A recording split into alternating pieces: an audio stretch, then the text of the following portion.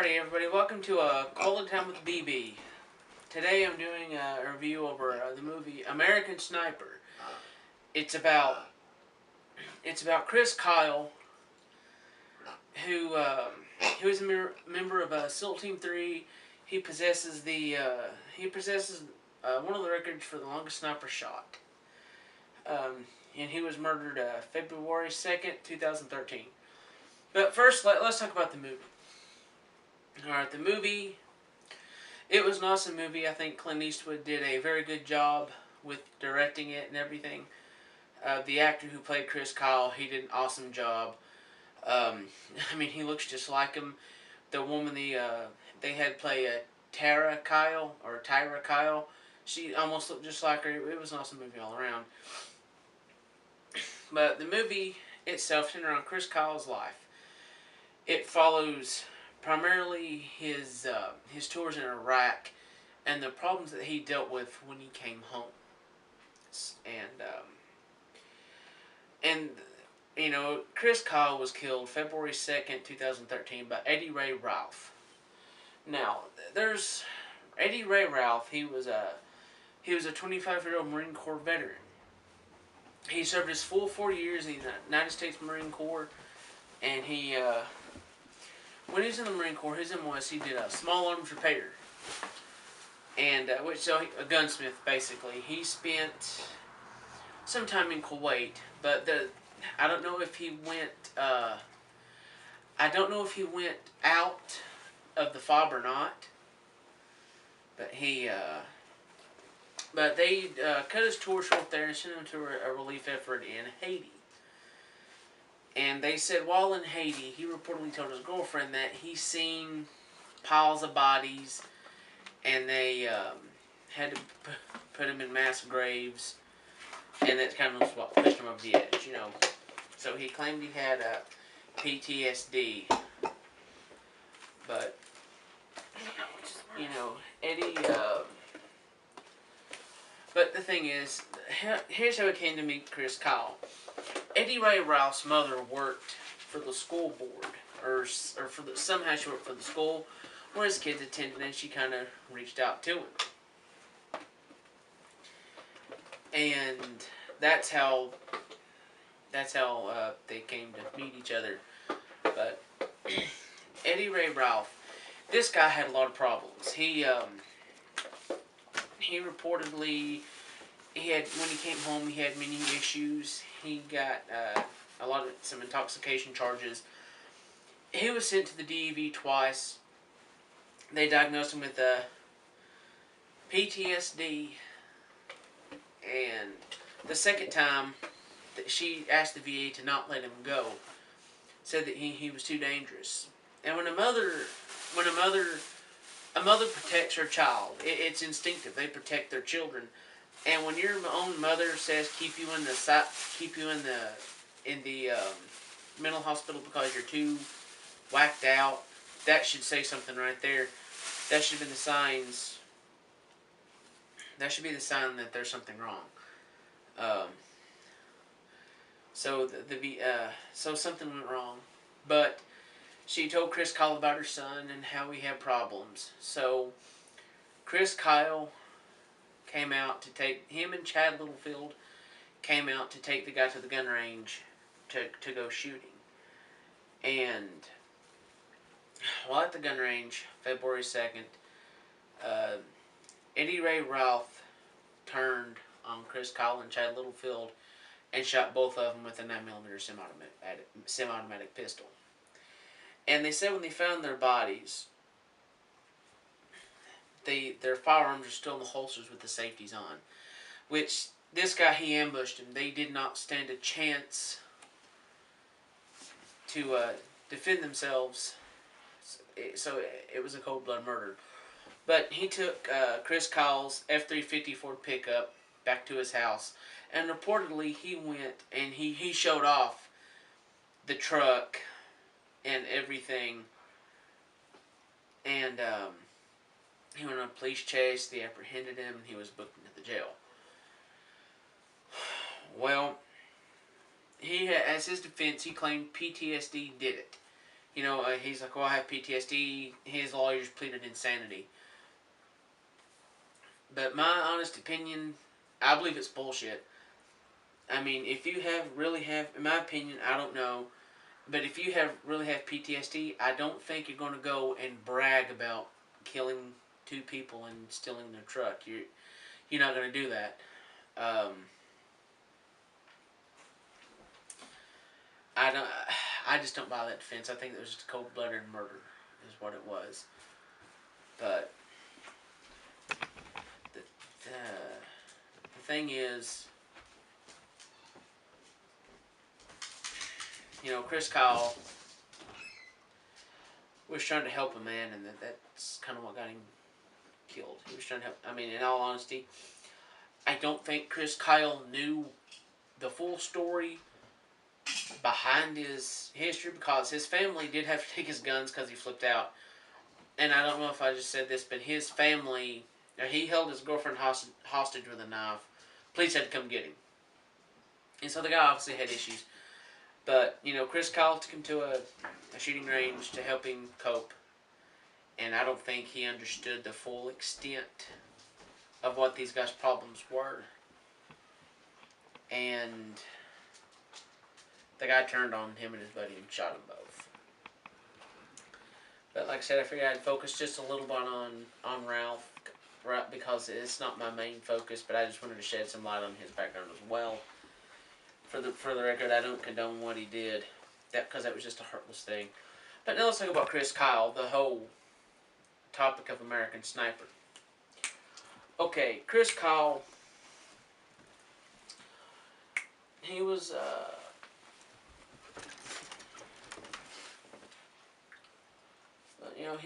Chris Kyle was 38 years old at his time of death. He was born in Odessa, Texas. And in his early life, he was like a ranch hand, and he also did some bull riding, which he got an arm injury, and when he recovered, he enlisted in the U.S. Navy, is where I believe he enlisted. But he went through BUDS training, which is to be a SEAL, which is stands for Sea, Land, and Air. And it's it's about the toughest training you can go through the U.S. military. And but he made it through the SEAL training. And he was assigned to SEAL Team 3, where he was a sniper. Well, he done like 4 tours in Iraq when the war broke out. And he also has, in August 2008, he took he had. So you could have that in your lap. Go. Okay, but now, in August 2008, Chris Kyle took one of the longest shots. It was at 1,120 meters with a .338 Lapua rifle. The brand I think is Macmillan. But on an interview with Conan O'Brien, he said it was the technology that really helped him make the shot. But when Chris Kyle got out of the military, I think it was 2009, he received an honorable discharge, and he was suffering with PTSD, and he went to the VA, and he talked to some of their psychiatrists there, and when he talked to them, he told them the people he killed didn't bother him, it's the ones he couldn't save. So I think the psychiatrist introduced him to some vets that had been disfigured and stuff from war, and he started helping him. He started talking to them, taking them to shooting ranges, things of that nature. And, as a result, I think partially, I don't know, I can't speak for Chris Kyle, this is my own honest opinion. I think once he got out, he was kind of lost to a point. Because he had all this stress, all the flashbacks of war, and the simple fact, there's men that died that he couldn't save. And I think in a way, to an extent, he partially lost his place. But once he got to help these other men, I think is what helped him more than anything else. Because these were guys that themselves needed help, not in the sense of they needed their bills paid or help like that. I'm thinking like emotional help to an extent. They didn't have that release, and he was able to get personal with them and help them out, talk to them, help them ease their stress. He gave back. And that's that's ultimately what got him killed. That's and the thing is that's not really that shouldn't have happened to him. I mean, because this is a guy, he wrote the book American Sniper, and most of his profits went to veterans. I mean, and he also has an organization. I think it's called the Frog Organization, and it helps disabled veterans, vets with PTSD. I think I tried to find information out about it, but it gives them exercise equipment, help, things like that. It just does stuff to help them, and it's a good thing. But Chris Kyle reportedly had 150 kills, but the Navy disputes that. But you know, after his death in August 2013, Rick Perry signed Senate Bill 162. He calls it the Chris Kyle Bill, and it recognizes military training in issuing occupational licenses.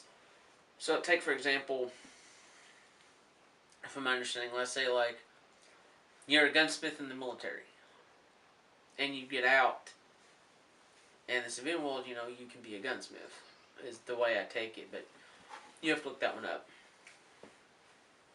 But on February 2nd, 2013, Chris Kyle took Eddie Ray Ralph to the shooting range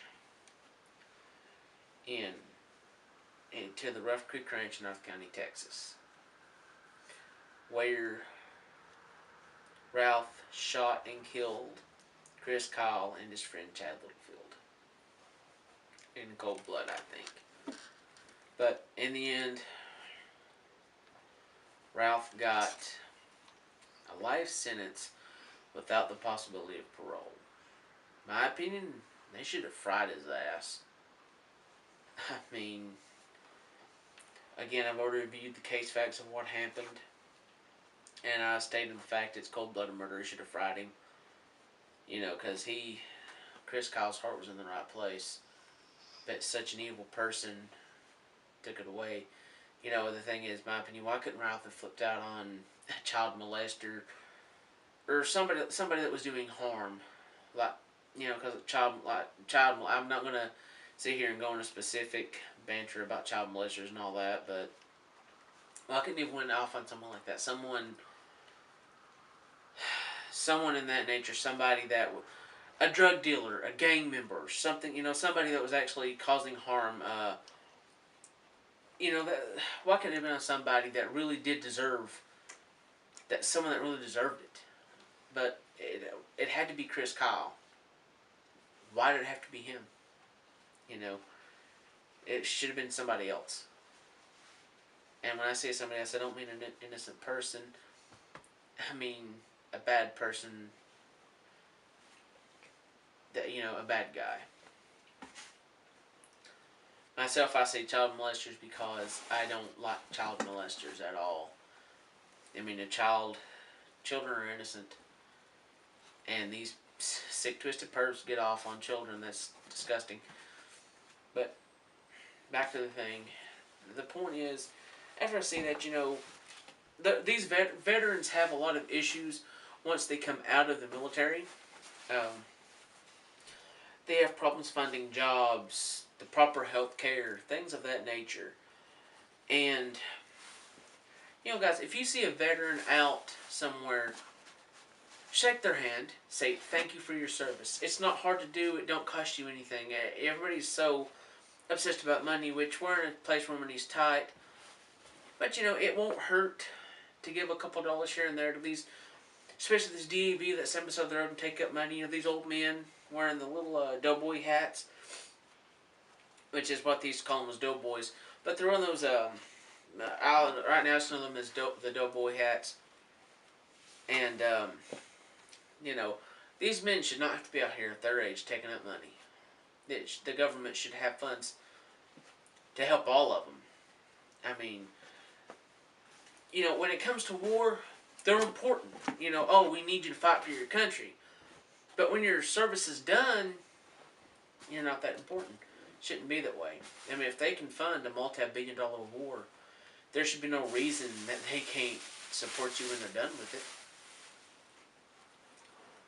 I mean, like I said, when you go out in public, you see a veteran, shake their hand and tell them thanks.